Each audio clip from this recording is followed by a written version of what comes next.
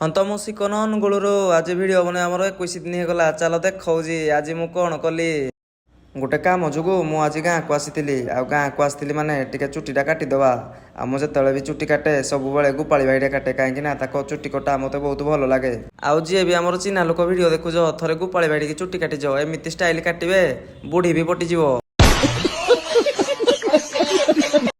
ଦେଖ ମୋ ହେୟାର ଷ୍ଟାଇଲଟା କେମିତି ଭଲ ଲାଗିଲା କି ନାହିଁ ଗୋଟେ କମେଣ୍ଟ କର। ତାପରେ ଆମେ ଯାଇଥିଲୁ ଗୋଟେ ମୋବାଇଲ ଆଣିବା ପାଇଁ ଅନୁଗୁଳ କ୍ରିଷ୍ଣା ମୋବାଇଲ ଦୋକାନକୁ। ନଥିଙ୍ଗ 4A Pro ଏତେ ପଇସା, ଆଇଫୋନର ବି ଅଧିକା ପଇସା ମୋତେ ଲାଗିଲା, ପୁରା 48,000 ଯେ। ତମମାନେ ଭାବୁଛ କି ମୁଁ ଅନବକ୍ସିଂ କରୁଛି ବୋଲି, ଏଟା ମୋ ଫୋନ ନାହିଁ। ଗୋଟେ ଭାଇ ଲାଗି ଆମେ ଯାଇଥିଲୁ ଫୋନ ପାଇଁ। ଆଉ ଫୋନଟା ଏତେ ଭଲ ଲାଗିଲା ଯେ ମୋ ଆଇଫୋନ ବି ମୋତେ ଖରାପ ଲାଗିଲା। ଇଏ ହେଉଛି ମୋ ପୁଅ। ଆଜି ଆମେ ଆସିଛୁ ଅନୁଗୁଳ। ମୁଁ ପଦମପୁରରେ ଡ୍ୟୁଟି କରେ କିନ୍ତୁ ଆସି ଅନୁଗୁଳ। ଆଉ ଏଇଟା ଆମେ ନାନ୍ ଅର୍ଡ଼ର ଦେଇଛୁ କିନ୍ତୁ ନାନ୍ଟା ଆସିନି। ସେଥିପାଇଁ ମୁଁ ଆଉ ମୋ ସାଙ୍ଗ ଇଏ ଟିକେ ଭିଡ଼ିଓ ଆସେନି। ଆଉ ଇଏ ମୋ ପୁଅ।